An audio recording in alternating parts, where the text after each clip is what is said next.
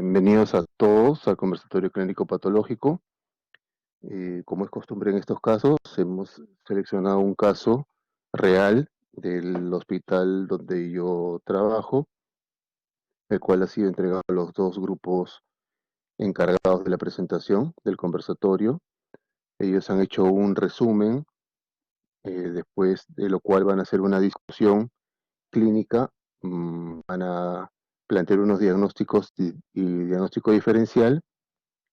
Y fuera de eso, vamos a esperar la participación de todos, con sus aportes, con sus confirmaciones diagnósticas, planteando algún diagnóstico adicional, mencionando los diagnósticos que sus compañeros se hayan planteado, etcétera.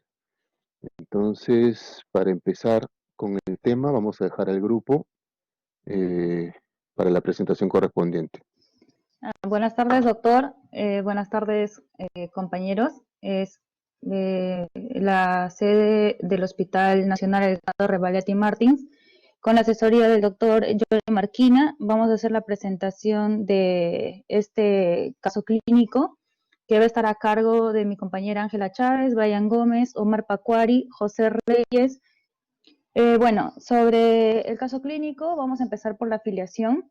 La paciente lleva por iniciales FCM, tiene 38 años de edad, de sexo femenino, de procedencia del departamento de Ancash, su estado civil es casada, el grado de instrucción es superior completa, se ocupa como docente actualmente y la fecha de ingreso al hospital es del 1 de agosto del año pasado, 2019. Con respecto a los antecedentes que tiene la paciente, tenemos los antecedentes médicos que niega, también medicación habitual, no consume ningún tipo de fármacos, niega alergias, niega haber recibido transfusiones sanguíneas y digamos que para rescatar tenemos antecedente familiar que tiene una madre con cáncer de cervix.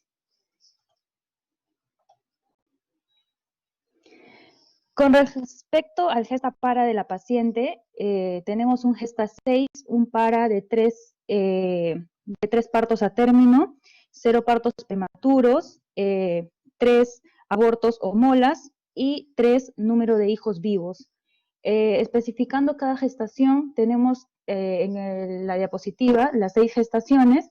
En la gestación 1, en el año de 1996, y también en la gesta 2, en el año 1999, tuvo una gestación normal con un parto vaginal. En la gesta 3 tenemos un aborto de 3 meses con legrado uterino. La gesta 4, en el año 2014, también una gesta normal con un parto vaginal. La gesta 5, en 2017, un embarazo molar con diagnóstico de mola hidatiforme tipo 1, y la gesta 6, el año 2019, el año pasado, también un embarazo molar. Con respecto a los antecedentes ginecobstétricos que presenta nuestra paciente, la menarquia fue a los 16 años, la fecha de última regla es del 6 de junio del 2019, el régimen catamenial es 3 de cada 28, el método anticonceptivo usa preservativo y el último papanicolau que tiene es de febrero del 2019 con resultado negativo.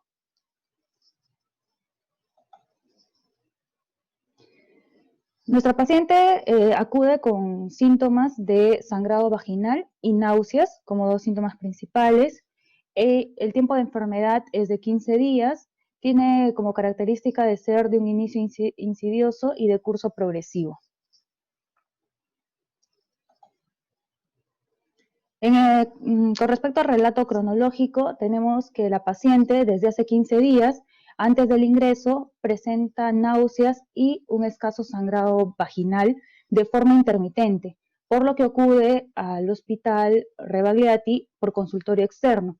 Debido a su antecedente de embarazo molar, es que el especialista la deriva por emergencia, donde se le realizan posteriores exámenes auxiliares.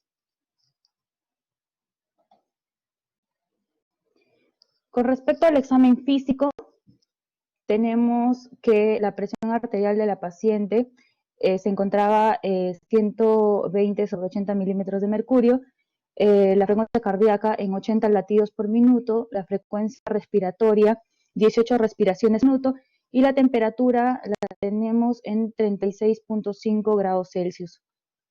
Con respecto al examen físico de tórax, tenemos que el murmullo es normal en ambos campos pulmonares, no encontramos ruidos agregados.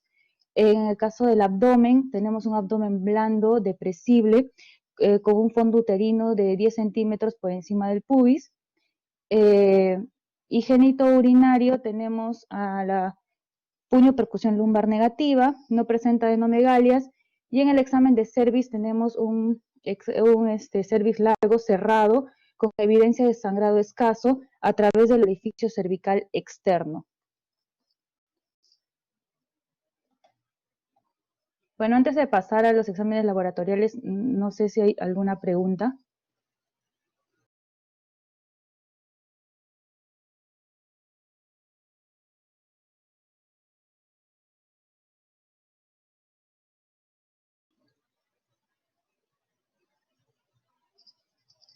Bueno, parece que no, así que mi compañera Yanina va a continuar con lo que sería el examen de laboratorio.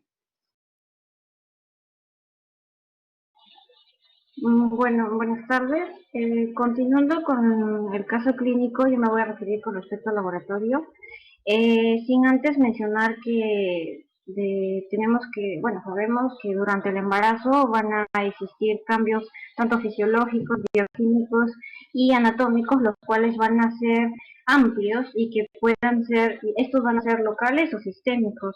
Si bien es cierto, los cambios hormonales van a ser iniciados incluso antes de la concepción, estos van a alterar significativamente la fisiología materna y pues van a persistir durante todo el embarazo, incluso hasta el posparto inicial. Por lo tanto, es necesario estos valores para de alguna manera diferenciar entre las alteraciones normales y aquellas que son anormales. Primero voy a referirme con los valores normales en una gestante.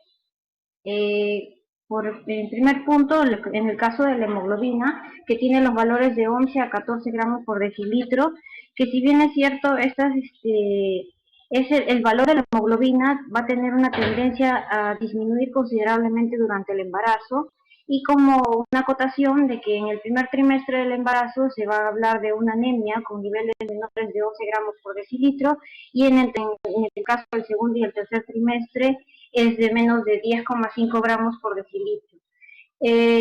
Por otro lado están los leucocitos, que van a estar en valores de 6.000 a 16.000. Esta leucocitosis de alguna manera va a estar presente en una paciente gestante. Si bien es cierto, es común que se eleven estos leucocitos durante el embarazo, y debido a ello se puede generar algunas dudas de infección. Podría dar un indicio de un cuadro infeccioso, pero es algo normal en una paciente gestante. Por otro lado están las plaquetas, que van a presentar valores de 150.000 a 400.000 microlitros. Luego está la glucosa, que presenta valores de 60 a 105 gramos a 105 miligramos por decilitro. Si bien es cierto, se manejan los valores de glucosa en la gestante, que debe ser, según la COF, menos de 92 miligramos por decilitro, pero aquí tendríamos que tener muy en claro los antecedentes de la paciente, en el caso de que presente antecedentes tanto de diabetes o como enfermedad anterior al periodo de gestación, si es que presentara diabetes. Por otro lado está la urea, entre 5 a 12 miligramos por decilitro, y la creatinina en valores de menos de 0,8 miligramos por decilitro. Esto es el perfil renal. Si bien es cierto, durante el embarazo se va a producir un aumento tanto del volumen sanguíneo como de las funciones renales, entonces va a haber un aumento del filtrado glomerular en un aproximado del 50%. Entonces, los valores normales de la creatinina en una gestante va a estar entre 0,4 a 0,8 miligramos por litro. Entonces, estos valores, por ejemplo, podrían condicionarnos, si es que están aumentados, podrían predisponer una preeclampsia, por ejemplo, un aumento de la creatinina. Claro que en una preeclampsia también hay otros factores como un aumento de transaminasas, una disminución de plaquetas o un aumento de bilirrubinas totales, o entre otros. Pero también a lo largo del embarazo se pueden surgir algunas enfermedades renales, como por ejemplo una pielonefritis aguda, que se puede dar entre el segundo y el tercer trimestre. Una insuficiencia renal aguda que puede darse como una consecuencia de un desprendimiento previo de placenta tras un shock hipovolémico, o también por una complicación de una preeclampsia severa. Por otro lado, también estaría una litiasis renal, que de alguna manera el riesgo de presentarse más que todo se va a asociar al aumento de la edad gestacional. Como siguiente punto está el tiempo de protrombina con valores de 11.3 a 13.6, el tiempo de parcial de tromboplastina en 35 y 45. Estos más que todo son parámetros de coagulación y bueno, se sabe que las mujeres son 5 o 6 veces mayor, van a presentar un riesgo mayor de una enfermedad tromboembólica y esto es más que todo causado por el aumento de una éstasis venosa. Entonces, por los cambios más que todo en la cascada de coagulación, lo cual va a producir una hipercoagulabilidad. Por ende, entonces en el embarazo hay varios factores de coagulación que se ven incrementados. Como siguiente punto están las proteínas totales, que presentan un valor de 6.5 a 8.4 gramos por decilitro. En el caso de los exámenes de las proteínas totales, si bien es cierto este examen, lo que dosa en sí va a ser la cantidad de dos proteínas más que todo importantes, ya sea la albúmina y las globulinas. Como siguiente punto está la albúmina, que va a presentar 2.5 a 4.5 gramos por decilitro. Como sabemos, la albúmina es una proteína más abundante del plasma, la cual va a estar sintetizada a nivel hepático, y que esta va a servir como una regulación tanto de fluidos y también como un transporte hormonal. Entonces, es importante tener en cuenta si es que esta albúmina va a encontrarse en niveles elevados, que podría indicarnos un incremento de presión arterial, un incremento de la presión arterial, o los niveles bajos que se van a dar durante el embarazo. Se debe saber que los niveles de albúmina van a estar bajos, que lo cual es normal durante la gestación, pero a niveles excesivamente bajos puede indicarnos una malfunción hepática o una actividad excesiva por parte de la tiroides, o que también hay una alimentación baja en líquidos. Por otro lado está la TGO con valores de 4 a 30 unidades internacionales por litro, y la TGP de 4 a 18 unidades internacionales por litro. Ambas estas transaminasas van a estar aumentadas en situaciones ya sea de preeclampsia en un 30% y en un 90% en situaciones de eclampsia. Como siguiente punto, la fosfatasa alcalina. La fosfatasa alcalina, si bien es cierto, es una enzima que se va a encontrar tanto en el hígado, en los riñones, en el intestino y también en los huesos, pero las mayores concentraciones celulares se van a encontrar a nivel óseo y a nivel hepático. Por ende, en el embarazo, la placenta va a producir esta fosfatasa alcalina, y esta es normal que sus niveles estén aumentados durante la gestación, y especialmente pues van a ser durante las primeras semanas y en el tercer trimestre. Y por último punto está las bilirrubinas totales de 2 a 7 unidades internacionales por litro.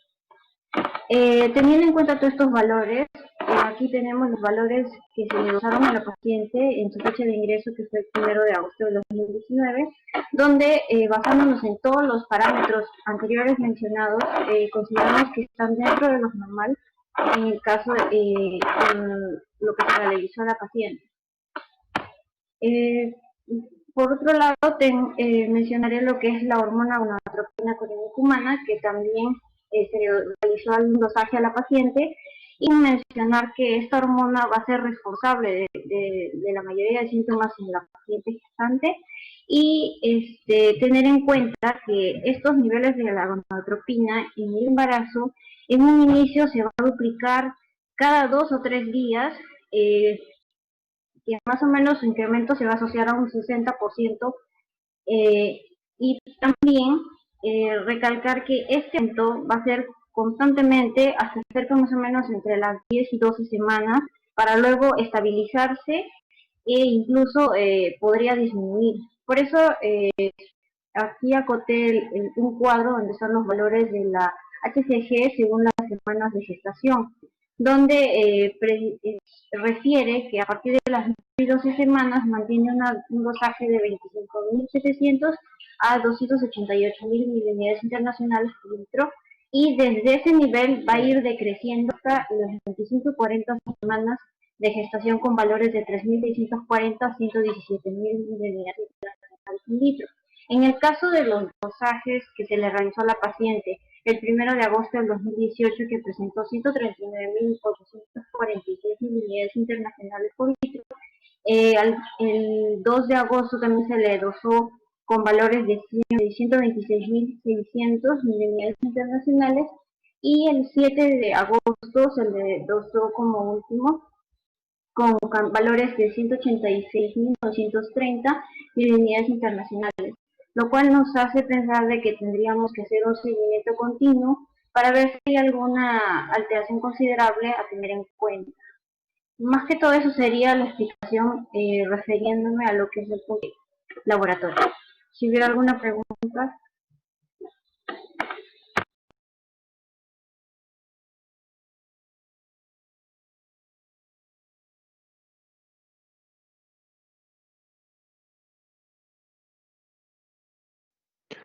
¿Alguna pregunta para Yanina?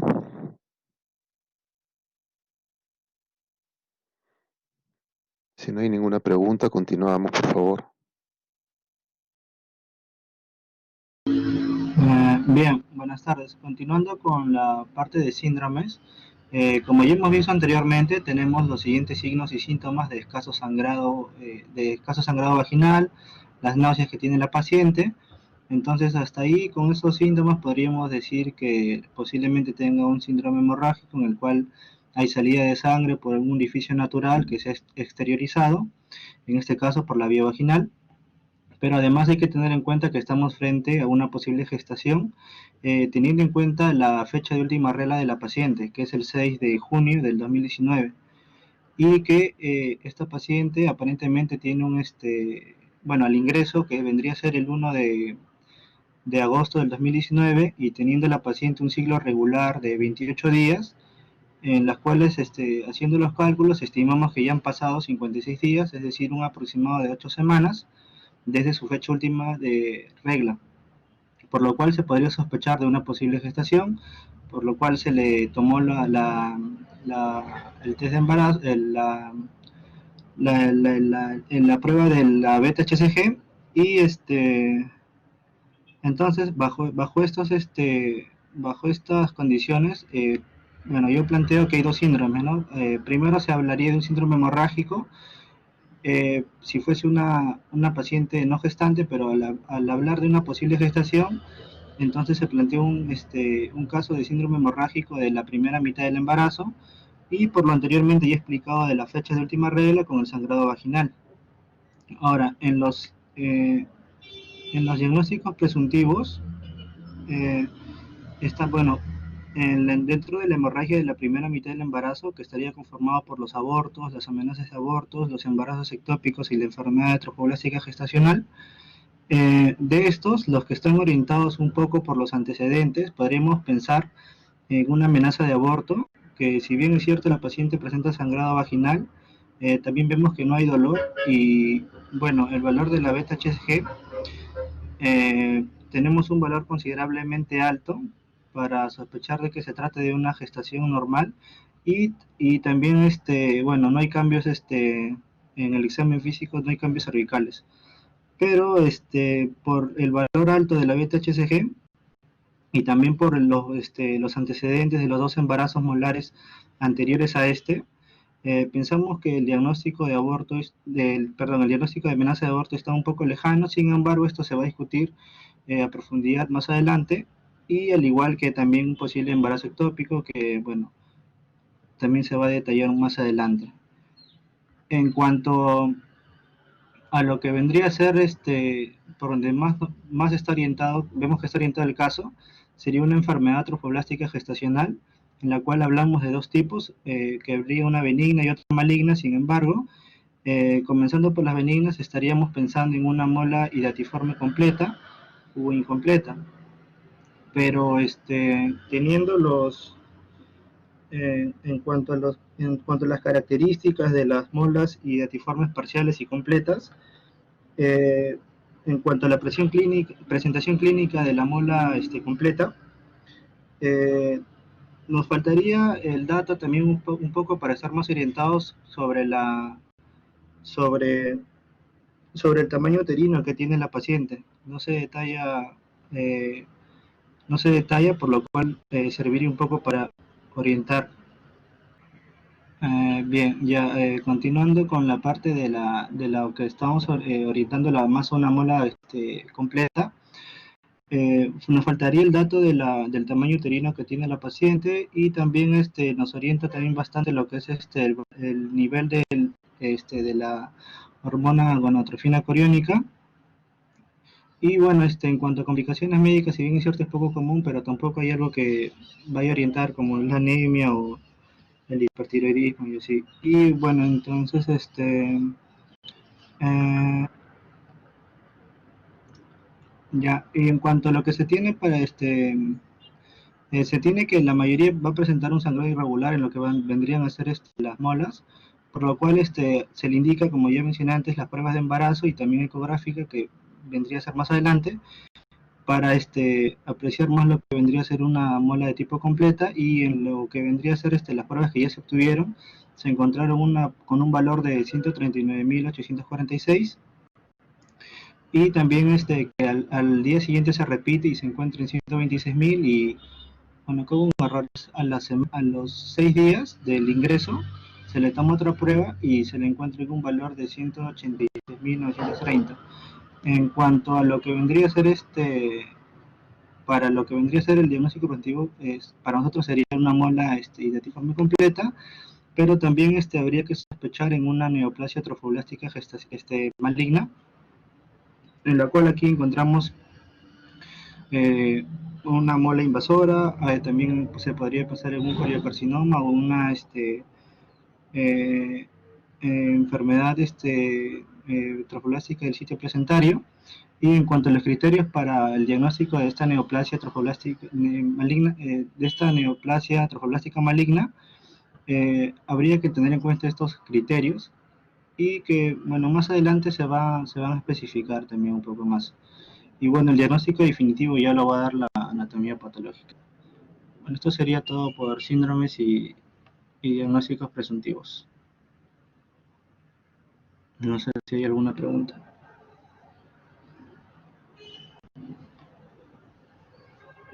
Roger, por mi parte solamente una precisión. Y cuando hablas de dosajes de subunidad beta, ya no hablamos de pruebas de embarazo, porque estamos hablando de dosajes cuantitativos, que es lo que nos ayuda si la presunción diagnóstica va orientada al tema de la enfermedad trofologística gestacional o embarazo ectópico o una gestación no evolutiva, ¿no? Entonces solamente hay que usar hay que usar como la designación de dosaje cuantitativo de subunidad beta gonadotrofina coriónica más que prueba de embarazo. ¿Ok? ¿Hay alguna pregunta para Roger?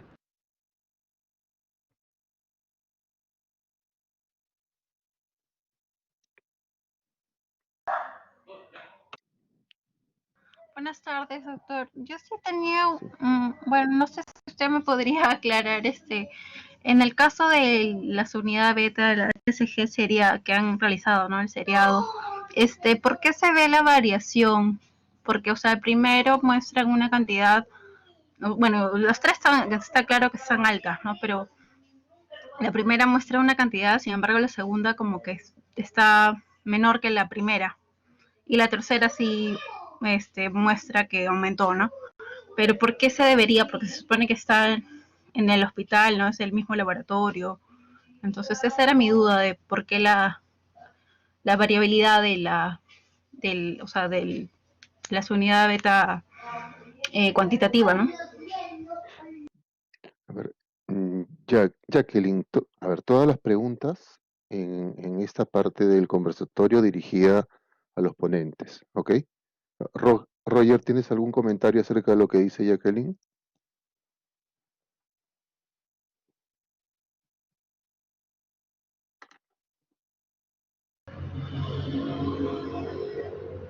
Sí, preguntó por qué la variación del al primer día que estuvo más alto, creo, y luego por qué disminuye un poco, algo así. ¿Por qué se da eso? Eso preguntó. O sea, ella lo que esperaba es que en días sucesivos el dosaje de su unidad beta se fuera incrementando progresivamente, ¿no? ¿Algún comentario con respecto a esto? Eh, bueno, se entiende que como ya explicó mi compañera también, el, el, el valor de la subunidad beta va aumentándose a medida que va progresando la gestación. Entonces, en este caso podría haber disminuido de un día para otro, pero vemos que ya a los 6 7 días casi, este valor casi como que llega a duplicarse. Entonces, más que ver la variación de un día a otro, hay que ver la variación en semanas. Creo que, no sé si eso estaría bien. ¿Algún comentario de alguno de los ponentes?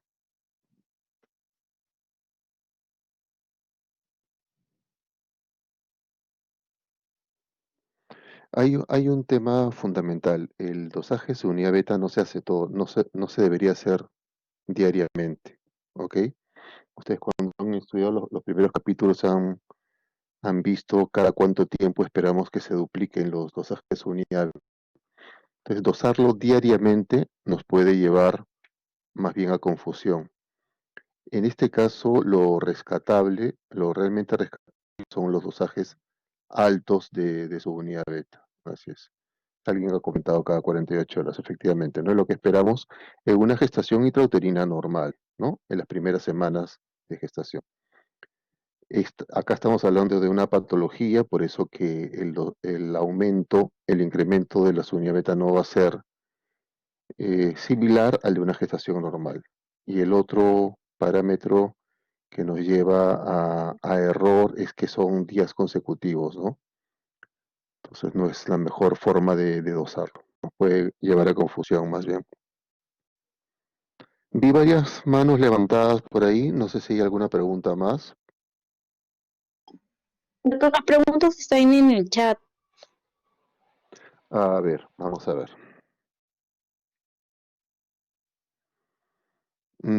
A ver, hay algunas cosas.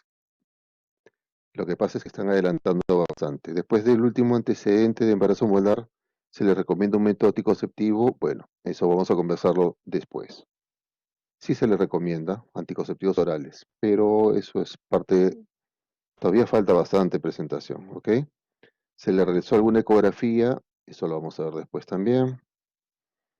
Eh, para sospechar sobre alguna patología como coriocarcinoma, se tuvieron datos anteriores de su venida, eso también va a entrar en la discusión posterior. Y bueno, y el comentario de que la beta-HCG se aplica cada 48 horas en un embarazo normal. Ok, aparte de esto, ¿hay alguna pregunta?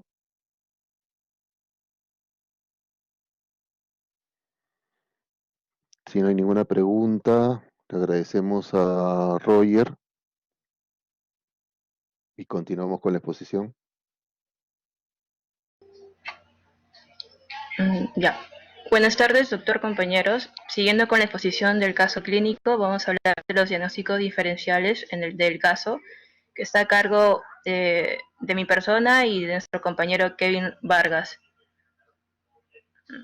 Ya. Entonces, recordando algunos datos de la historia clínica, tenemos, o se trata de una mujer de 38 años de edad, cuyo antecedente familiar de importancia menciona que es tiene una madre con antecedente de cáncer de cuello de cervix, perdón.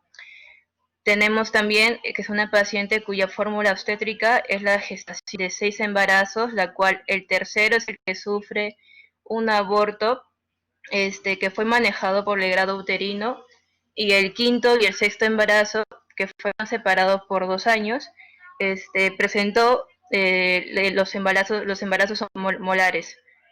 Tenemos también que resaltar que en esta parte de la historia nos mencionan que la fecha última de regla fue el 6 de junio del año pasado, y con resultado de su último Papa Nicolau realizado en febrero de dicho año fue negativo, es decir, que no se evidenció lesiones de neoplasias o lesiones premalignas.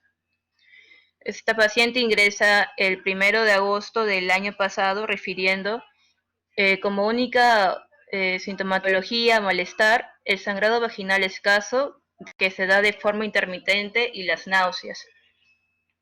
Durante el examen físico que se le realizó a la paciente, hallamos un fondo uterino de 10 centímetros por encima del pubis, con el cuello o cervix cerrado y el sangrado escaso que pasa a través del orificio cervical externo. Lo que aquí hay que resaltar es que si estamos hablando de una mujer que probablemente tenga relaciones sexuales habituales con su pareja, que tiene como único método anticonceptivo el preservativo, nos podría hablar de la probabilidad de embarazo, de una probabilidad de embarazo de 150 por cada 1000 mujeres. Entonces es necesario pensarlo y descartar la probabilidad de embarazo a pesar de que sea una mujer de edad avanzada, y ya la fertilidad en mujeres comienzan a disminuir. Además, el dato de la fecha de la última regla, y sobre todo en el examen físico que nos hace mención la palpación del fondo uterino a más de 10 centímetros por encima del pubis, nos sugiere contenido en la cavidad endometrial. Suponiendo de que sea un embarazo o una gestación, sacando la fecha de gestación desde la fecha de la última regla hasta el día que fue la consulta, que fue el 1 de agosto, nos va a dar más o menos unas 9 semanas de gestación, y para esa edad gestacional se espera que el fondo del saco del útero se encuentre a nivel de la sínfisis del pubis. Sin embargo, por dato, se halla por encima de a unos 10 centímetros, lo cual estaría sugiriendo que el fondo uterino es mayor de la edad gestacional probable, y por tanto hay que pensar en que si no es por causa obstétrica, podemos pensar de miomas, o si es por causa obstétrica, podemos pensar de presencia de un embarazo que cursa con polidramios, un embarazo con una macrosomía fetal o un embarazo molar. Entonces, bajo el diagnóstico presuntivo de que si fuese una gestante de 9 semanas, la cual acude por sangrado escaso, cervix cerrado, estaríamos pensando o hablando de la hemorragia de la primera mitad del embarazo, que estas hemorragias ocurren con una frecuencia del 5 al 15% de todos los embarazos. En esto hay causas que pueden ser no obstétricas, como los traumatismos, las lesiones, o las infecciones, o las neoplasias, ya sea de cervix o del endometrio, que la paciente, pues, con el resultado del PAP se puede descartar neoplasia de cervix. Y dentro de las causas obstétricas estamos hablando de las 3 principales causas, que viene a ser el aborto, seguido del embarazo ectópico y por último la enfermedad trofoblásica gestacional.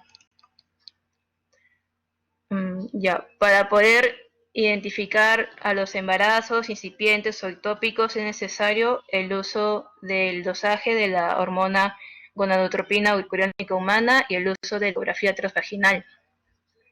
Respecto al aborto, el aborto se va a definir como una interrupción de la gestación que se va a dar durante las primeras 22 semanas, o también se puede definir como tener un producto con un peso fetal menos de 500 gramos.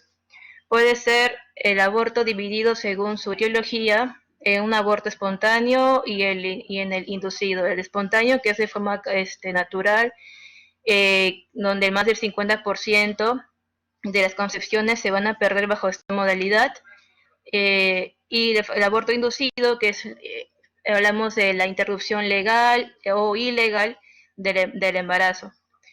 Dentro de los factores de riesgo del aborto espontáneo, incluye lo que es la edad de los padres, sobre todo la edad materna. Una edad materna avanzada mayor de 35 años va a ser factor de riesgo, junto con un antecedente de un aborto espontáneo previo, que es lo que se podría observar dentro de la historia clínica de nuestra paciente.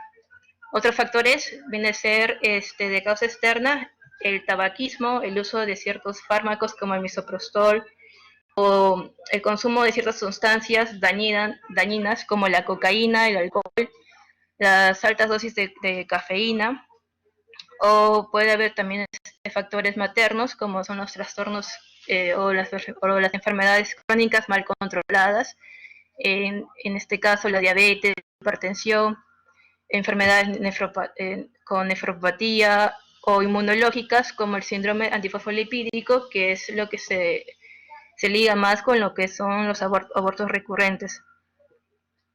Mencionar que los abortos tienen su pico más alto de incidencia durante el primer trimestre, específicamente un 55%.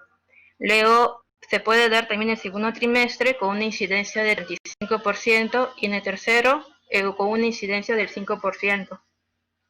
El 80% de los abortos espontáneos se van a dar durante las primeras 12 semanas. De este porcentaje, el 50% van a ser embarazos anembriónicos, es decir, los que no van a cursar o no van a tener elementos embrionarios identificables, y el otro 50% viene a ser los abortos embrionarios.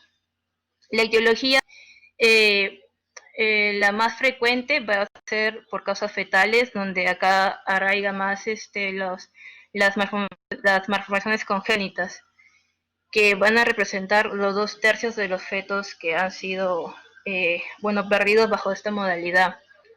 Predominantemente las trisomías autosómicas, seguida de las triploidías, tetraploidías y las monosomías. Los que cursan con malformaciones genéticas van a ser conocidos como abortos aneuploides, que son los que van a suceder durante el primer trimestre. Y los abortos euploides van a suceder durante el segundo trimestre con mayor frecuencia.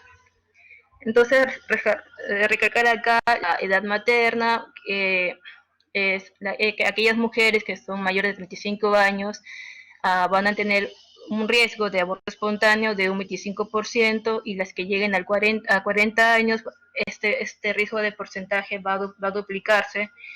Y si tenemos en cuenta de que nuestra paciente tiene un antecedente de un aborto previo, pues esto se aumenta mucho más. Ya. Las variedades clínicas que encontramos en el aborto espontáneo son unos 5, donde está primero la amenaza de aborto, cuya clínica y examen físico se puede observar presencia de la hemorragia vaginal de forma escasa, donde un 25% de las mujeres lo va a manifestar por una hemorragia que es persistente durante varios días. Esta hemorragia se da, obviamente a través del orificio cervical cerrado, y se va a acompañar de dolor en el hipogastrio tipo cólico de intensidad variable. El 50% de estas mujeres que tienen amenaza de aborto lamentablemente van a abortar, y va a traer consigo resultados adversos para la madre y para el feto. En la ecografía se puede ver la evidencia de un hematoma retrocorial, presencia del embrión vivo y la cervix cerrados o sin modificaciones. Para el segundo, que es el aborto inevitable, se va a describir como un aumento progresivo del dolor con presencia de las contracciones, una hemorragia de regular intensidad, un cuello abierto y la presencia de roturas de la rotura de las membranas amnióticas con la palpación de las partes fetales y la salida del líquido amniótico. En la ecografía se va a poder observar los orificios cervicales abiertos y la expulsión en curso. Luego tenemos lo que es el aborto ileto, donde va a haber una expulsión parcial del producto de los restos ovulares que quedan retenidos dentro de la cavidad uterina. Clínicamente se va a poder evidenciar un sangrado profuso, persistente, con separación parcial de la placenta. El útero para este punto no va a estar muy aumentado y va a haber dilatación de los orificios cervicales. A nivel de la ecografía transvaginal vamos a poder ver útero con imagen irregular, heterogénea, con evidencia de restos en la cavidad vaginal.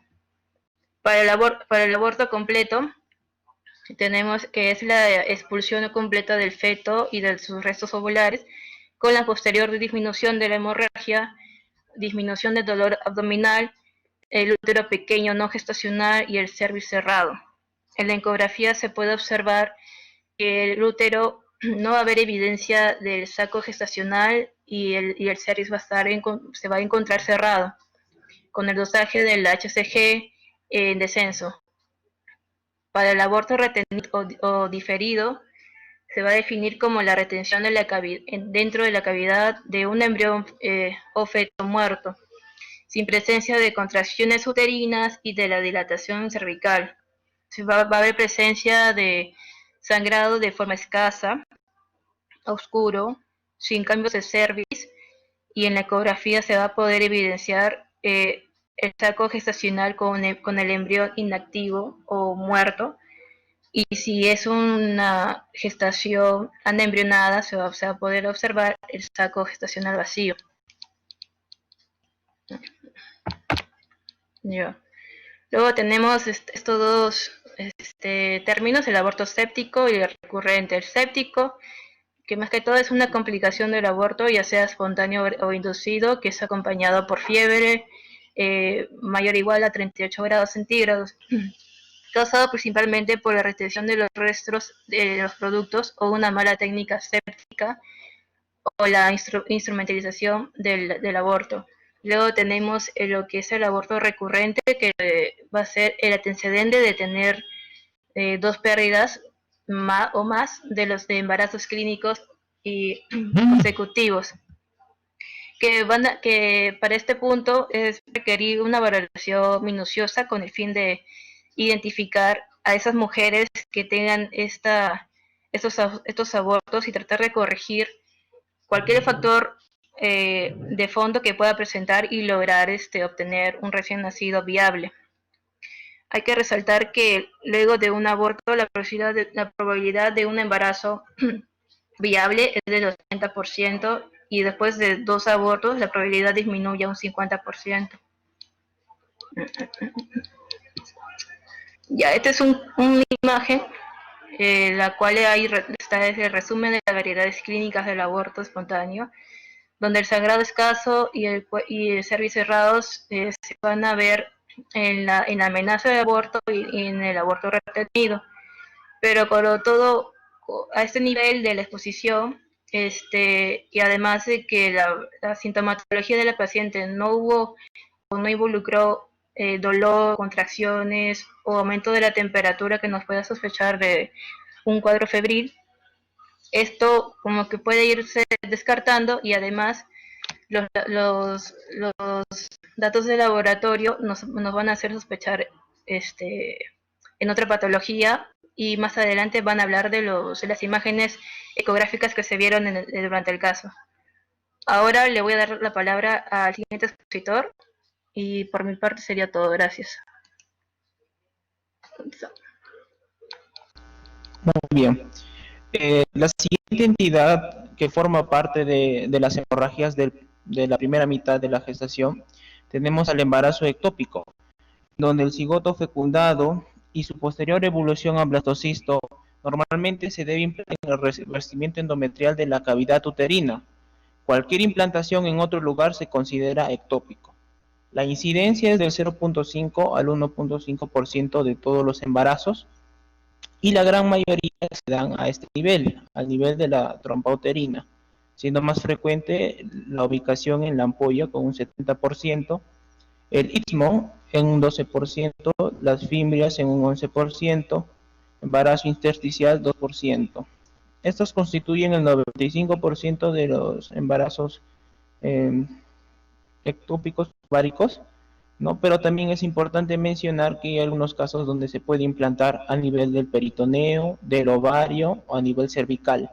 Y últimamente también están aumentando casos de embarazo ectópico sobre la cicatriz de una cesárea previa. Los factores de riesgo son muchos. Los más importantes y los de más alto valor son el embarazo ectópico anterior, o sea, el antecedente, la endometriosis y en realidad cualquier anomalía anatómica de la trompa uterina. También cirugías previas, paciente que ha sido abortante recurrente. A nivel moderado, las pruebas de fecundación in vitro, la enfermedad pélvica inflamatoria, la poliandría, múltiples parejas sexuales, algunas malformaciones congénitas. Y de bajo grado, la promiscuidad sexual y las adherencias pélvicas postquirúrgicas. En cuanto a la clínica, la tríada clásica es la menstruación retrasada, el dolor y el sangrado. Estos signos y síntomas del embarazo ectópico suelen ser sutiles o incluso ausentes, y muchas veces se diagnostican ya cuando hay una rotura de la trompa uterina, ¿no? Esta rotura de las trompas uterinas, el dolor abdominal es bajo y generalmente es intenso. Frecuentemente se describe como agudo y punzante. El examen pélvico bimanual, el movimiento cervical suelen ser causas de un dolor delicado.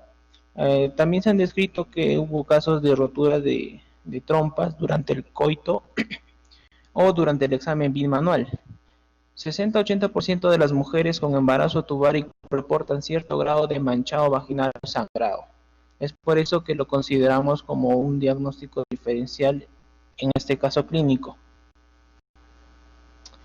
Para el diagnóstico es necesario realizar los hallazgos físicos, confirmar la prueba con un test de embarazo y ahí proceder con una ecografía transvaginal. Y lo más importante es la medición del nivel de la subunidad beta de la hormona gonadotrofina coriónica humana en suero, tanto en su patrón inicial como posterior, quiere decir, o sea, seriado. Puede ser 2 días después, 1 día después. Con sangrado y un test positivo generalmente se realiza la ecografía transvaginal para identificar la ubicación de la gestación. Si se identifica un saco vitelino, embrión o feto dentro del útero o en los anexos, entonces podríamos ya sospechar en un diagnóstico. En cuanto a las pruebas de laboratorio, existe un umbral discriminatorio. En la literatura refieren que debe ser más de 3.500 miliunidades internacionales por mililitro. No, sin evidencia clara de embarazo ectópico, la evaluación del nivel de la subunidad beta sería razonable, ¿no? Y un nivel se puede verificar 48 horas después. Este dato es importante. Ningún único caracteriza el embarazo ectópico.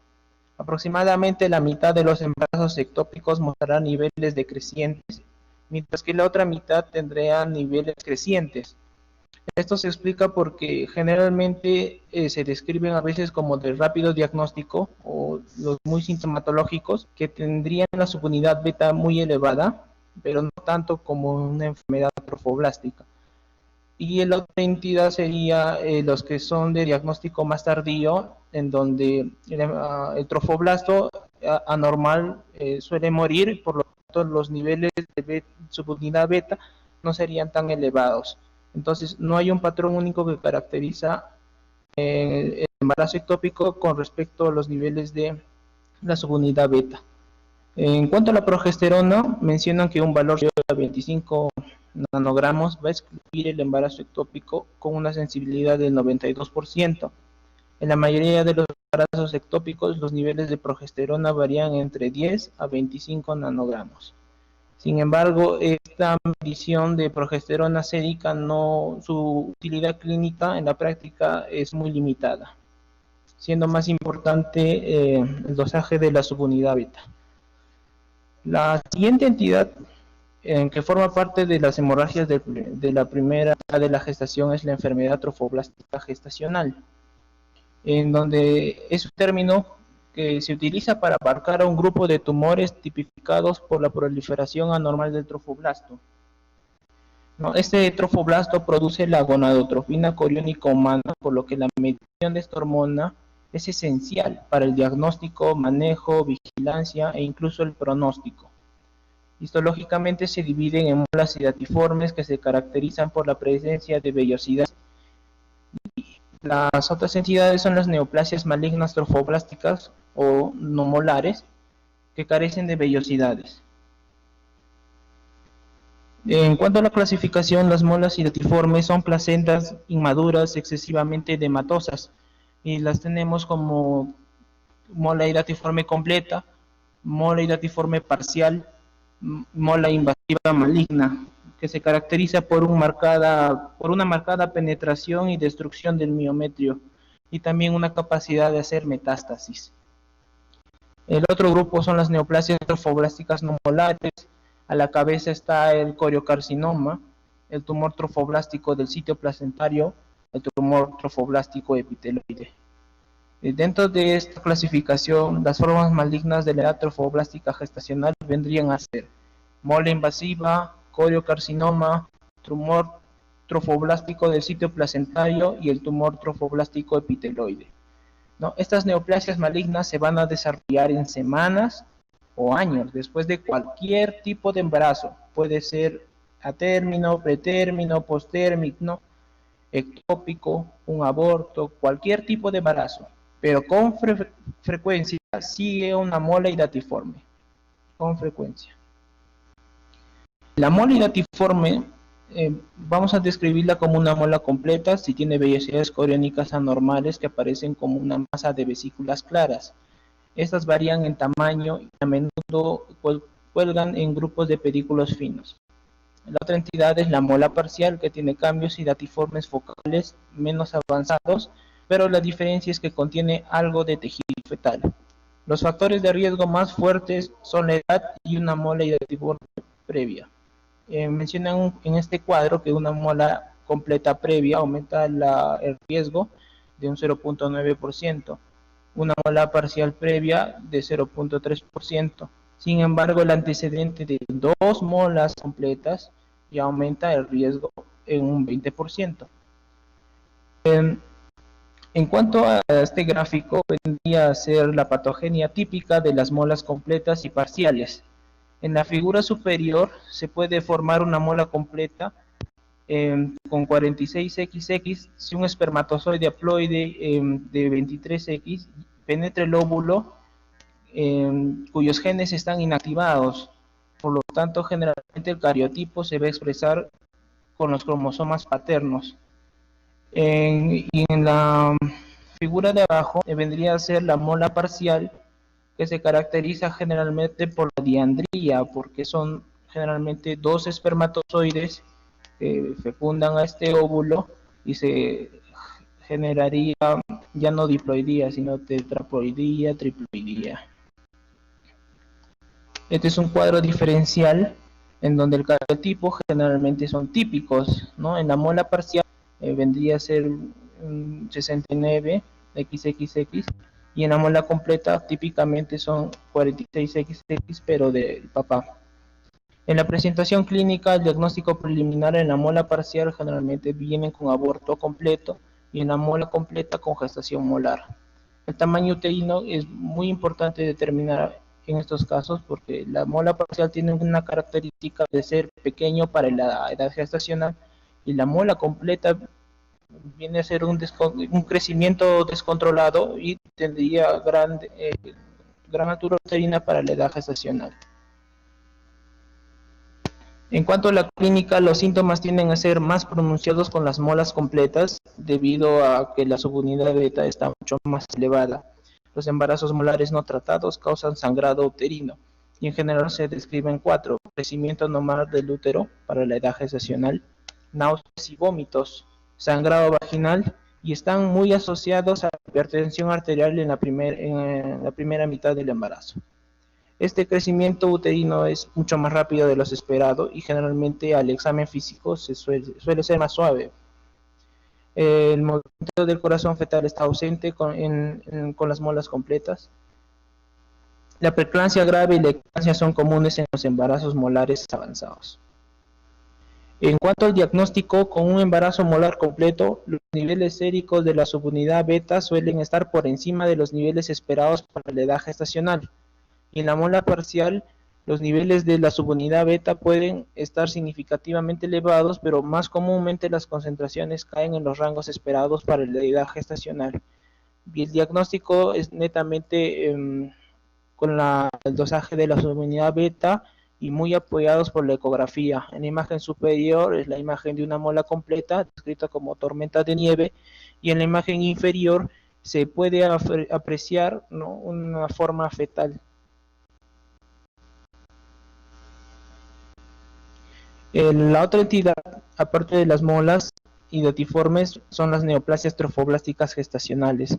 Estos tumores casi siempre se desarrollan con o después de algún tipo de embarazo reconocido. La mitad sigue a una mola idatiforme, un cuarto a un aborto espontáneo o un embarazo ectópico, y el otro cuarto se desarrolla después de un embarazo prematuro o un embarazo a término. Estos tumores placentarios se caracterizan clínicamente por su invasión agresiva al miometrio y la propensión a metastatizar. Ese sangrado inusualmente persiste después de cualquier tipo de embarazo, ¿no? Se debe incitar la medición de la subunidad beta, y habíamos mencionado que es muy útil para el diagnóstico, tratamiento, seguimiento, pronóstico. Considerar el curetaje diagnóstico en caso de que se encuentre esta subunidad elevada. La búsqueda de enfermedad local y metástasis incluye pruebas de función renal, hepática, radiografía de tórax, tomografía cerebral, abdominopélvica. Este cuadro va a ser un preámbulo de lo que vendría a ser la discusión, en donde tenemos los criterios para el diagnóstico de la neoplasia trofoblástica gestacional, ¿no? Generalmente 4 criterios, después van a ser descritos, y en el siguiente cuadro es la estadificación, ¿no? Esto se va a poder entender mejor cuando se desarrollen los siguientes exámenes auxiliares. Bien, chicos, ¿hasta ahí alguna pregunta con respecto a los diagnósticos diferenciales?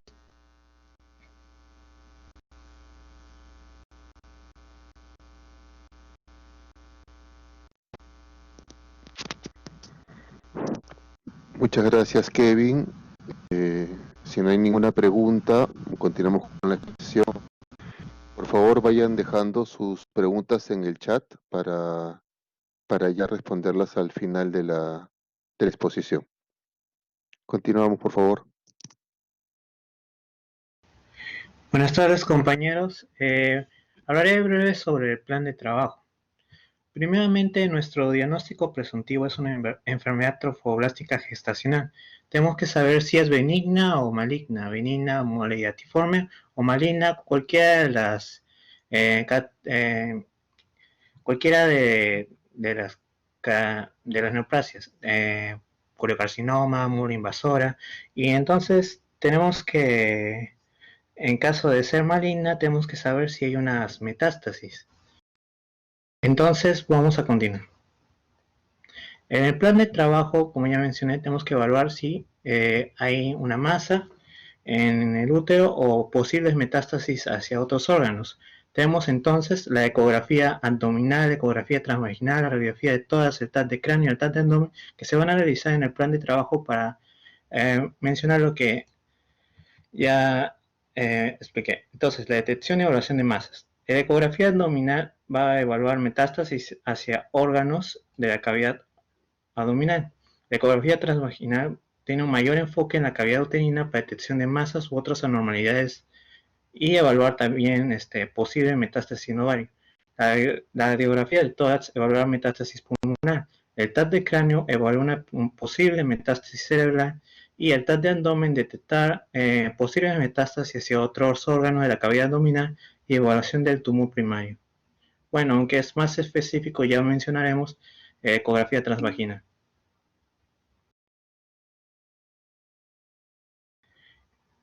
A ver, primeramente, la ecografía abdominal se tomó al inicio del ingreso de la paciente. Tenemos datos de varios órganos. En este caso, el hígado. Vemos que en el hígado, en su diámetro anteroposterior está aumentado, hay un aumento de ecogenicidad y un dato muy importante, no presenta lesiones focales. En el útero vamos a ver sus diámetros que también están aumentados y vamos a encontrar una masa ecogénica tabicada en el endometrio irregular que alcanza 10 milímetros de grosor.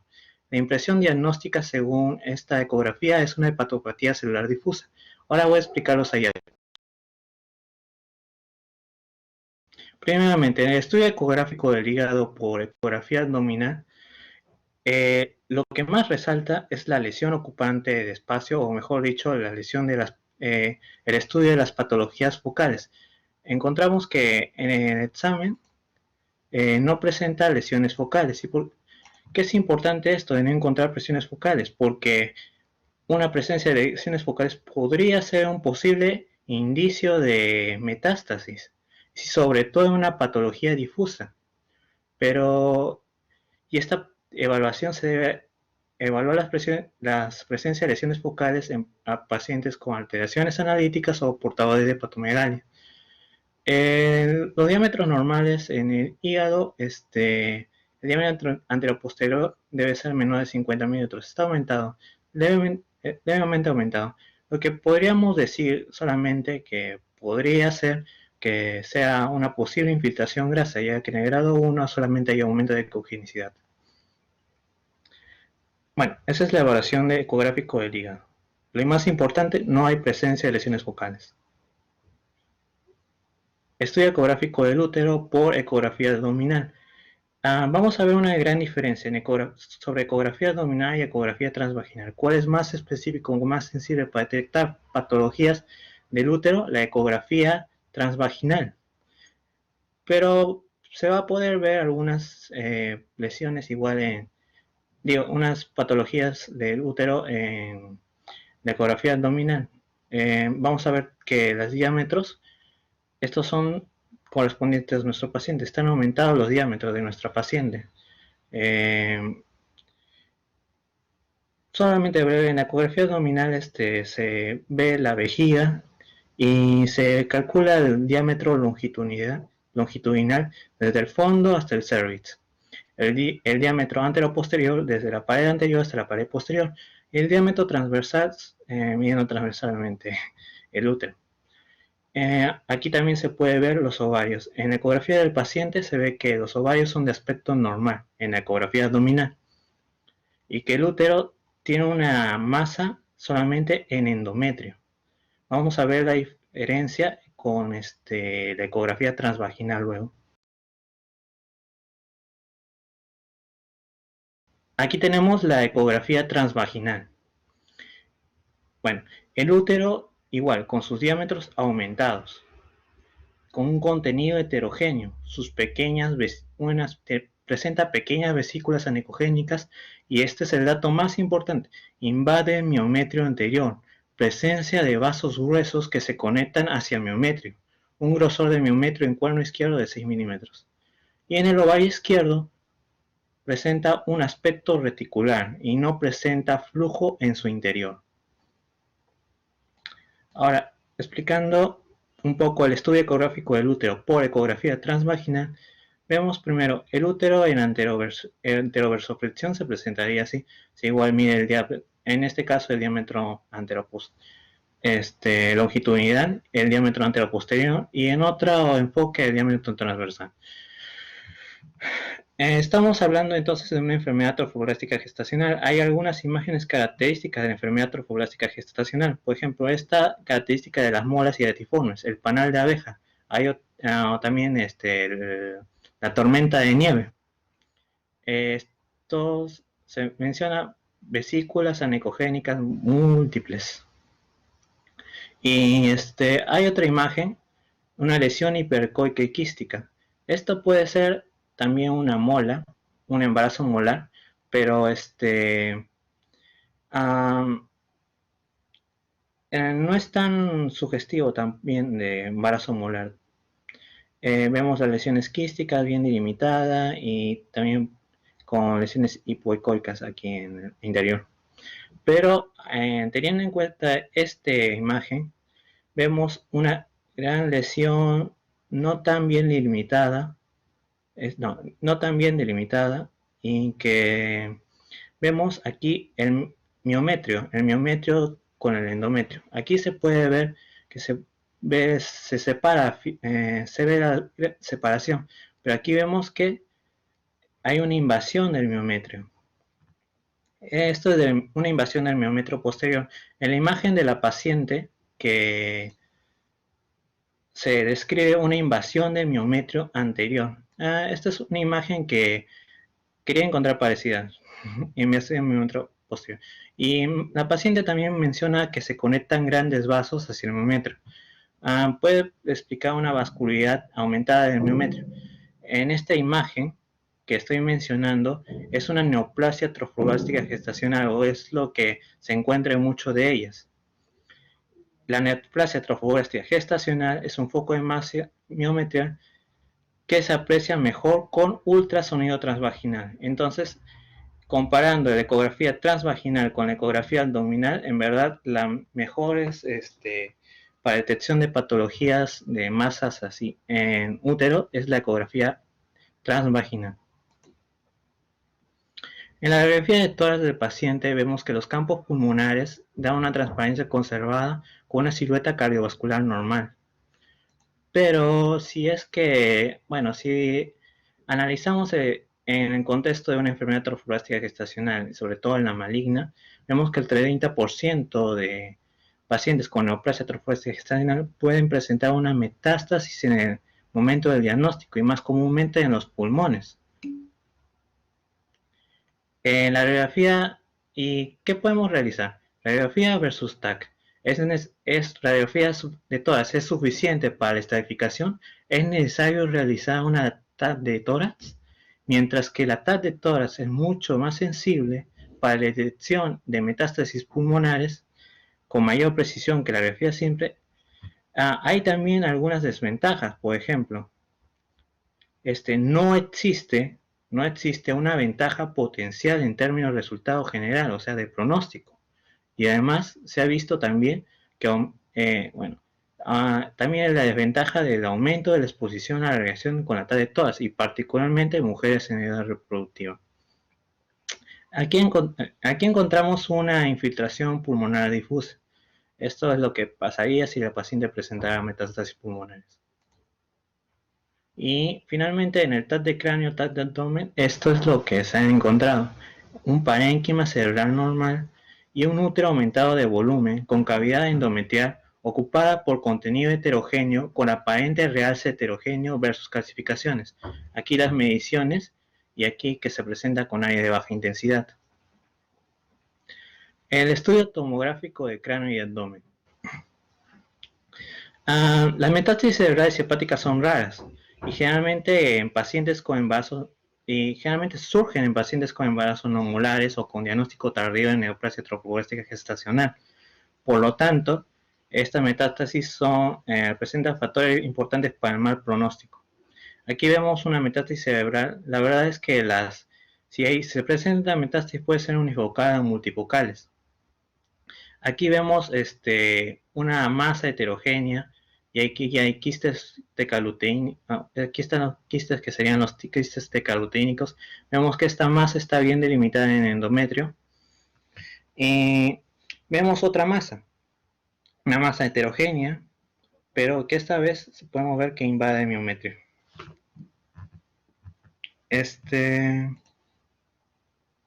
Entonces, un momento, voy a explicar.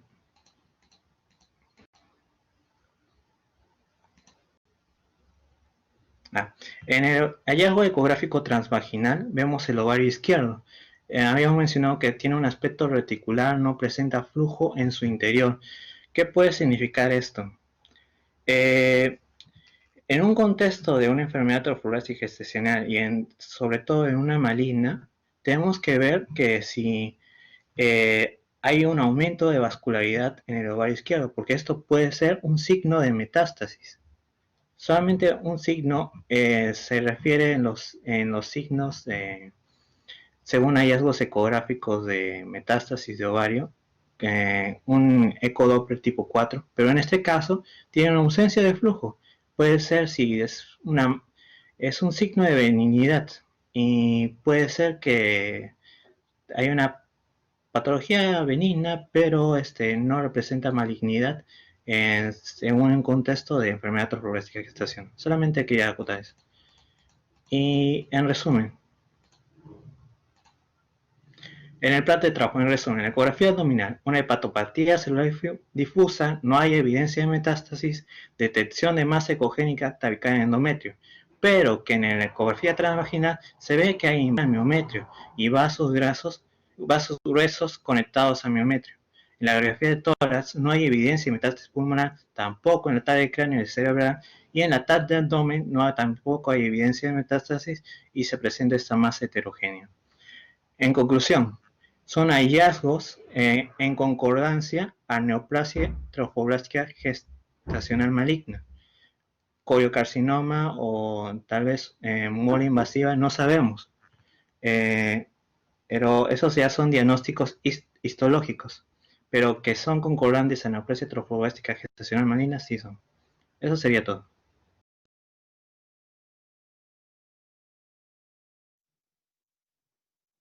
Muy bien, Brian, gracias. Continuamos con la exposición, por favor. Bueno, compañeros, hablando más de lo que ya y ampliando un poco más acerca de lo que han hablado mis compañeros, acerca de que estamos limitando el diagnóstico presuntivo hacia una enfermedad trofoblástica gestacional, vamos a ver en amplitud lo que refiere esto. Primero tenemos que entender que la enfermedad trofoblástica gestacional está dentro de dos grandes grupos, tanto la neoplasia trofoblástica gestacional que ya habló mi compañero, que pueden ser tanto metastásica o no metastásica, y la molidatiforme, que tienen las características que ya los hablaron, ¿no? Entonces tenemos que, como estas entidades malignas, hablamos de neoplasia trofoblástica gestacional, están el coriocarcinoma, mole invasora, que tienen bastante potencial invasivo o metastásico. Y generalmente el tratamiento de estas patologías se hace tanto de un enfoque del uso de la quimioterapia y también eventualmente el quirúrgico si la paridad de la paciente está satisfecha. También tenemos que las neoplasias trofoblásticas gestacionales tienen una alta tasa de curación y una tasa de sobrevida cercanas al 100%. Sí se detectan a tiempo claramente, y que si no logran lograr una metástasis a órganos tales como ya mencionó mi compañero, pulmón, cerebro y bueno, esa es la parte de las generalidades, ¿no? Los factores de riesgo para la enfermedad trofoblástica gestacional en conjunto, ya sea maligna o no maligna, es la edad materna. La edad materna, el embarazo molar previo y los factores dietarios también, dice la literatura.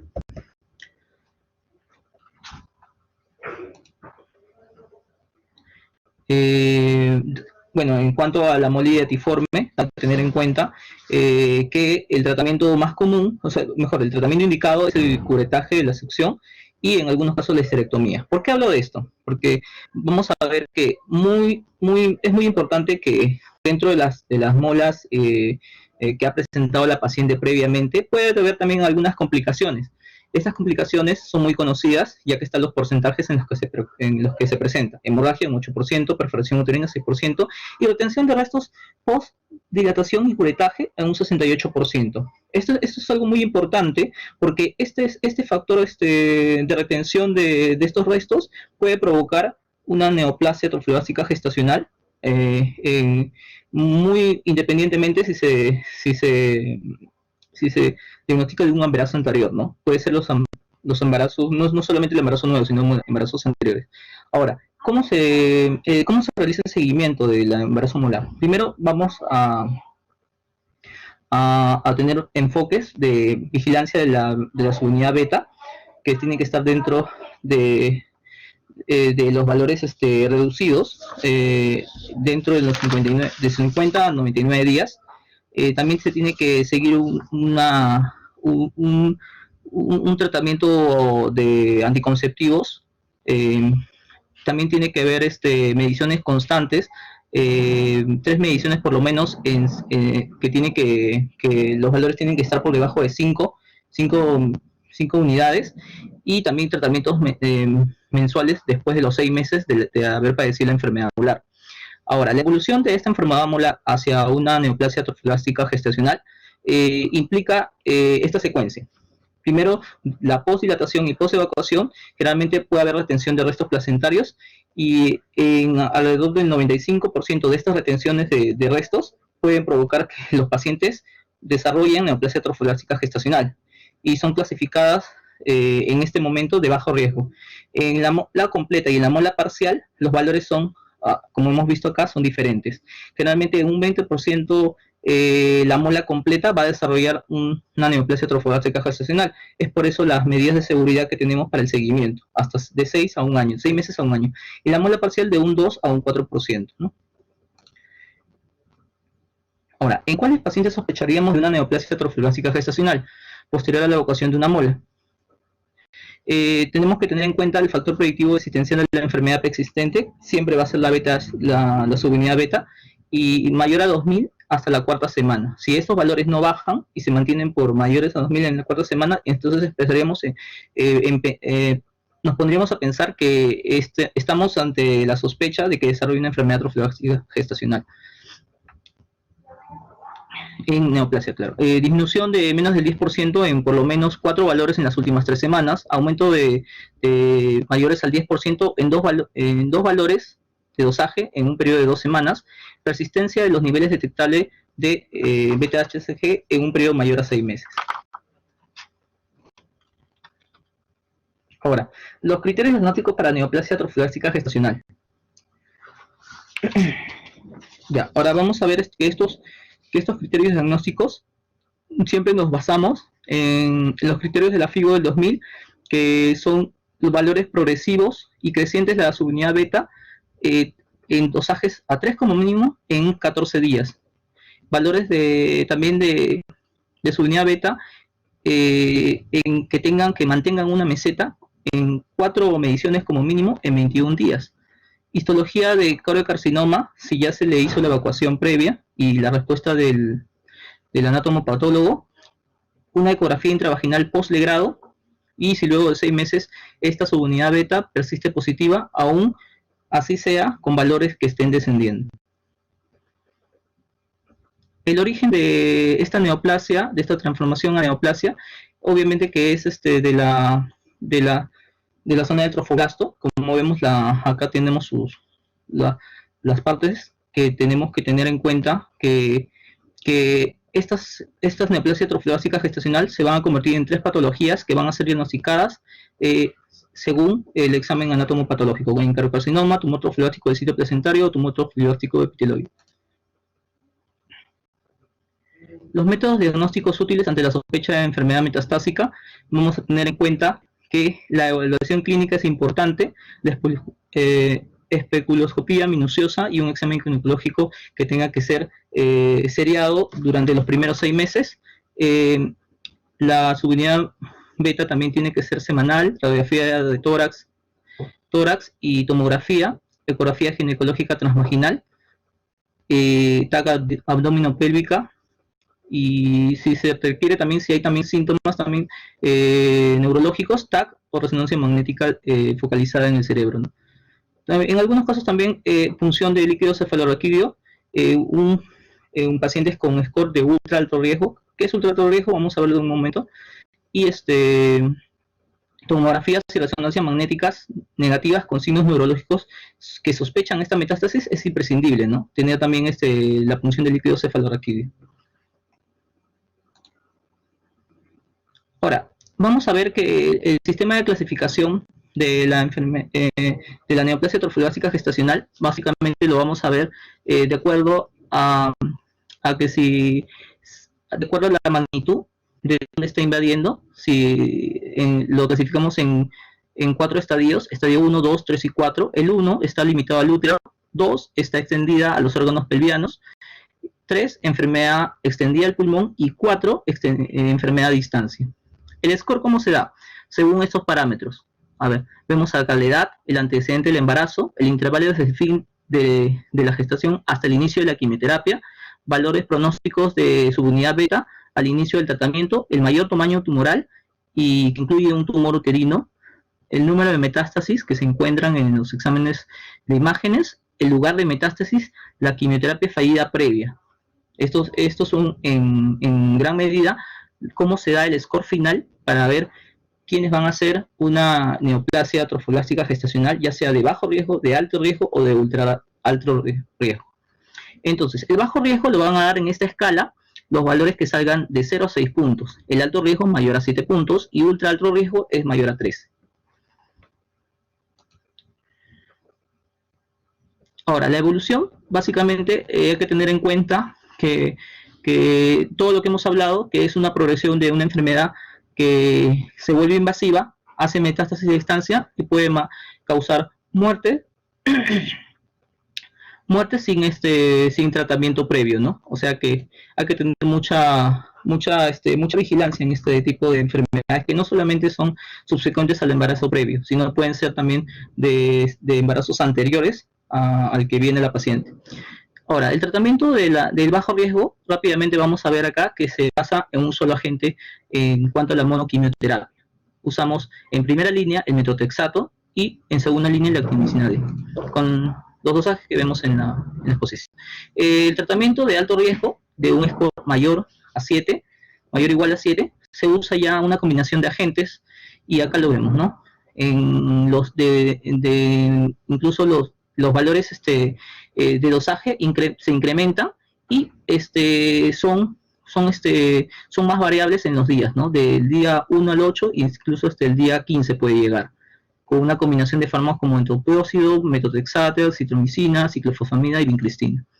En cuanto al tratamiento de la neoplasia trofoblástica que se ultra alto riesgo, donde sale un score mayor o igual a 13, vamos a usar en primera línea una combinación también de fármacos, pero que se dosifican en días que se realizan en días alternos, pero con una medición completa, altas dosis de goteo de 1 hora, goteo de 12 horas y en bolos endovenosos, ¿no? Que son un tratamiento altamente agresivo, ¿no? ¿Cuándo se indicaría una histerectomía como el tratamiento de la neoplasia trofoblástica gestacional? Porque no toda paciente que hace neoplasia trofoblástica gestacional se le va a indicar, o sea, se le da a elegir, no se le va a elegir cuál es el tratamiento que debe elegir. Eso hay que tener en cuenta porque muchas mujeres que presentan estas neoplasias, hay que tener en cuenta que son en los extremos de la edad reproductiva, ya sean bien jóvenes o bien estén cerca a la perimenopausia. Entonces, a una mujer joven no le vamos a plantear un tratamiento radical, como es la histerectomía. Entonces, sigue siendo un tratamiento, la histerectomía sigue un tratamiento estándar, sí, para el tratamiento del tumor del sitio placentario limitado al útero, debido a la reducida casuística y es dificultoso llegar a un acuerdo acerca de su manejo. Por ende, la histerectomía no se recomienda como tratamiento de primera línea, obviamente, sin embargo puede ser considerada antes de la quimioterapia para la neoplasia trofoblástica gestacional no metastásica en pacientes con paridad cumplida, o sea, en pacientes que ya su requerimiento de tener más hijos ya se haya sido satisfecho. Entonces en esos pacientes, para evitar complicaciones del tratamiento o así también complicaciones de su evolución en sí, vamos a preferir la histerectomía, ¿no?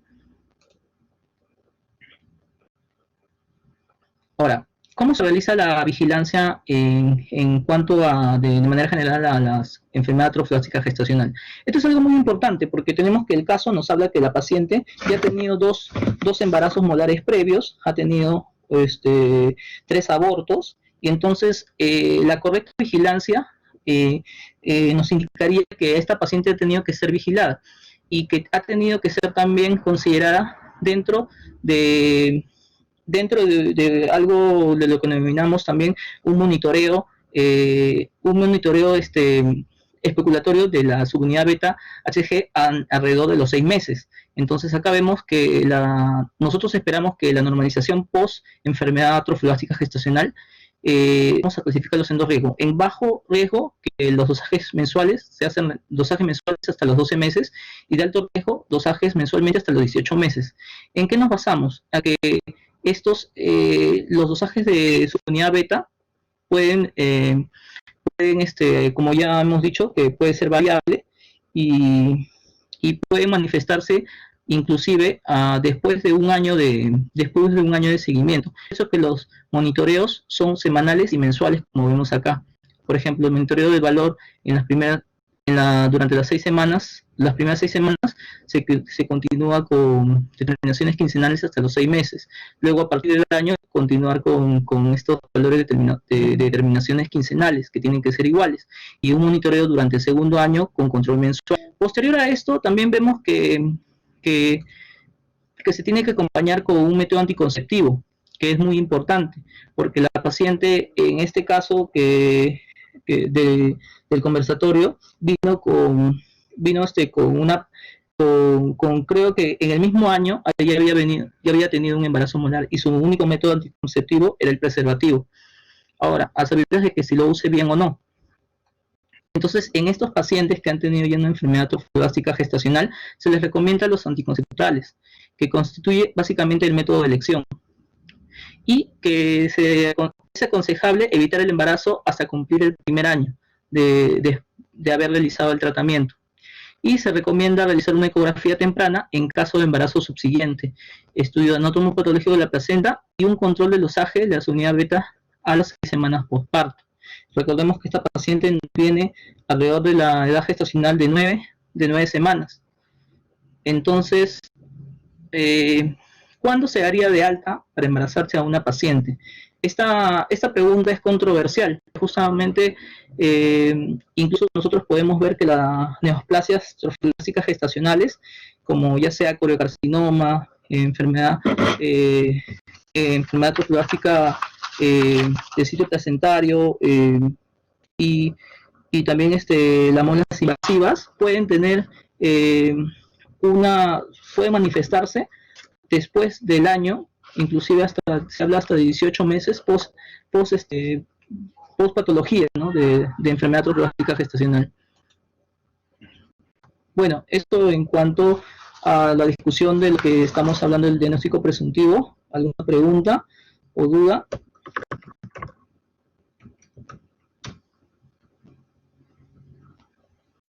Muchas gracias, José Félix. Tenemos una pregunta en el chat para todo el grupo. Dice, Kelly pregunta si se realizaron legrados consecutivos hasta conseguir niveles negativos de subunidad beta.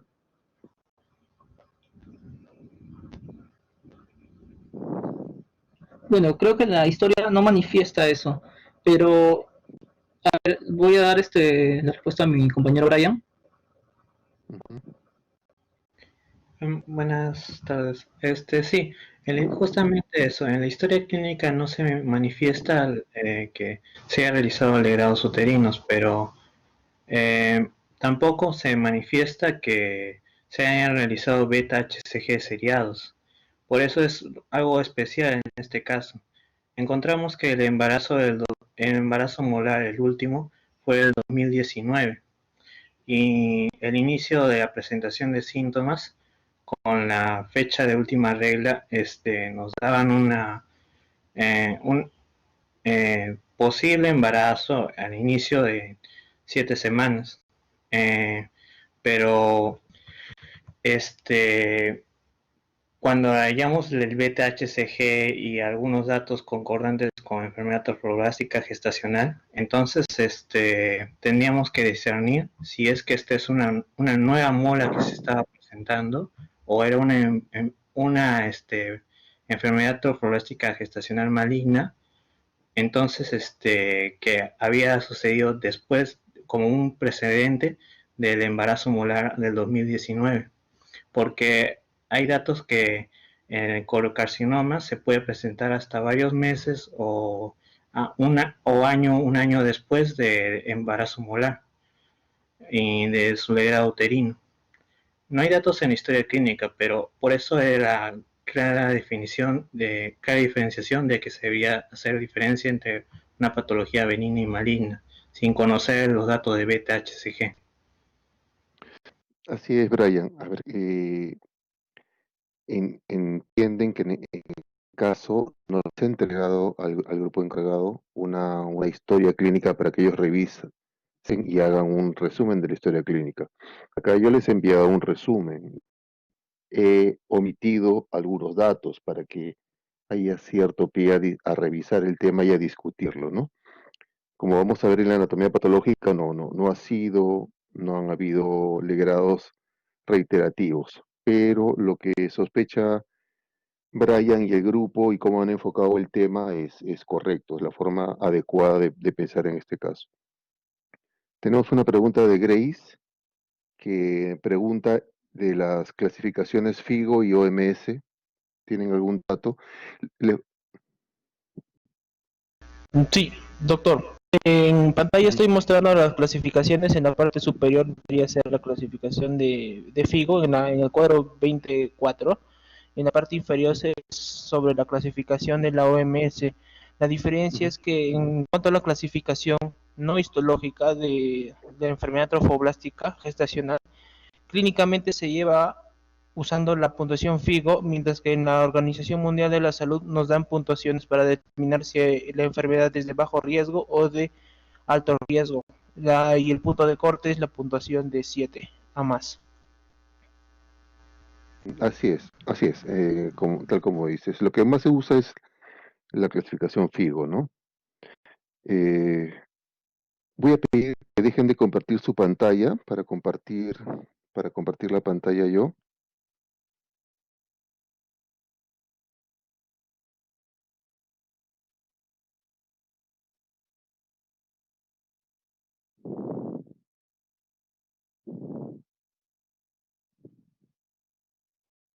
Hola chicos, ¿me escuchan? Sí, doctor, sí se escucha. Sí. Necesito que dejen de compartir la pantalla para poder compartir una pantalla. Doctor, ya no se está compartiendo, ya puede subir su archivo. ¿Sí? A ver, voy a intentar. Ok, por algún motivo ya no me deja, creo que porque nos hemos pasado el tiempo. A ver, no, ya no me deja compartir la pantalla. Eh, Doctor, bueno, tal vez es su señal. no, la señal está bien, pero no, como te digo, no me permite ya compartir la pantalla. Me pasa que la sesión creo que estaba programada hasta las 4:10, me parece. Doctor, ¿tampoco puede Sí. subir archivo? No me permite ya marcar el compartir pantalla. Ya no me permite. Mira, yo les voy a mandar el pequeño resumen que he hecho. Se lo voy a mandar a Belén para que lo comparta con usted. Pero les cuento que el diagnóstico final, a ver, yo felicito al grupo eh, porque se ha tomado este caso como para revisar lo que es hemorragia del primer trimestre en la gestación. Y es el enfoque adecuado del tema. Quería diferenciar que no fuera obstétrico, sino ginecológico. Luego, las causas obstétricas principales como causa de hemorragia del primer trimestre. Después, relacionándolo a los antecedentes de mola, que como bien han dicho, 2 antecedentes de mola ya te incrementa el riesgo de una nueva enfermedad molar en 15 a 18%. También los niveles altos de gonadotropina coriónica y las imágenes, sobre todo ecográficas del útero, ¿no? Quería mencionarles también que una pequeña cosa que no se mencionó, pero que puede ser importante, que es claro que el primer lugar de metástasis son los pulmones y por eso todo paciente con enfermedad trofoblástica, no necesariamente con neoplasia, sino con enfermedad trofoblástica, se le pide una radiografía de tórax. Pero el segundo lugar más frecuente es la vagina, ¿ok? Entonces téngalo presente. El cerebro, el hígado, son lugares donde puede haber metástasis, pero un 10% de los casos aproximadamente. El diagnóstico a esta paciente se le realizó una histerectomía, había sospecha de, de neoplasia trofoblástica, pero el resultado de la anatomía patológica fue mola hidatiforme. ¿Ok? Ese es el diagnóstico final anatomopatológico. Entonces, bueno, no siempre hay una estrecha relación entre los hallazgos ecográficos o las sospechas clínicas con los diagnósticos finales, ¿no? El diagnóstico final es mola hidatiforme en este caso. El archivo se los voy a pasar. A ver, creo que acá puedo. ¿Aló? ¿Están ahí todavía? Sí, Sí, doctor. doctor. Ah, ya, a ver, creo que ahí lo puedo jalar un ratito.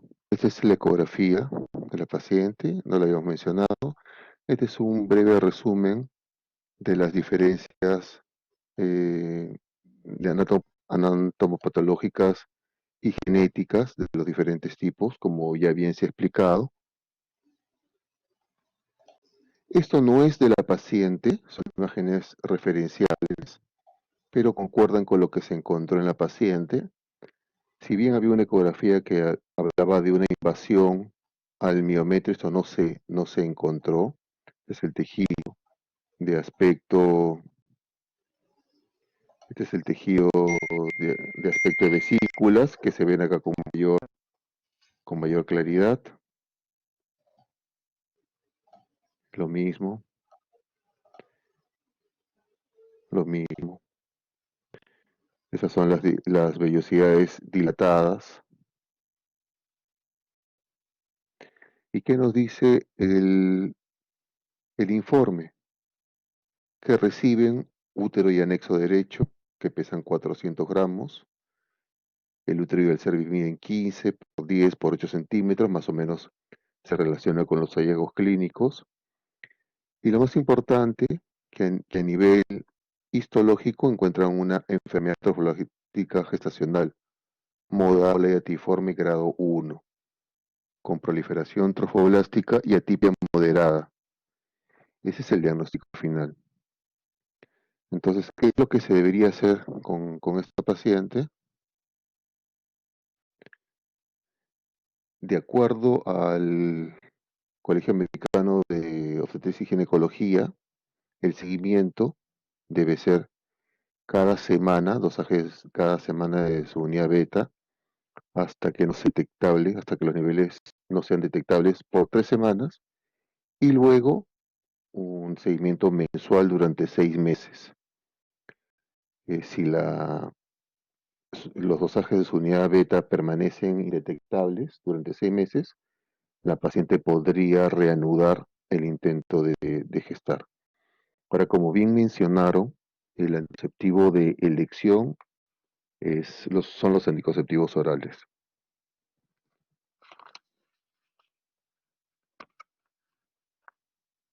Muy bien. ¿Tienen alguna pregunta? ¿Hay alguna pregunta para los ponentes?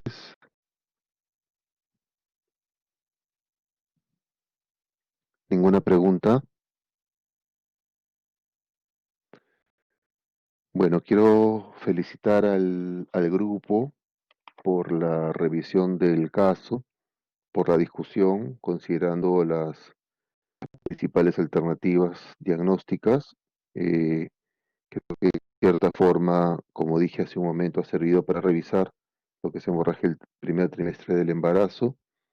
Les agradezco por eso, creo que han abarcado bien el tema y dejo a Belén para que se despida en nombre del grupo. Bueno, agradecer a usted, doctor, por el apoyo y por la guía al momento de la elaboración del caso y a mis compañeros por haber estado presente en la sesión y al grupo que, bueno, nos hemos esforzado para poder resumir y encontrar todo el conocimiento para poder llevarlo a nuestros compañeros. Gracias.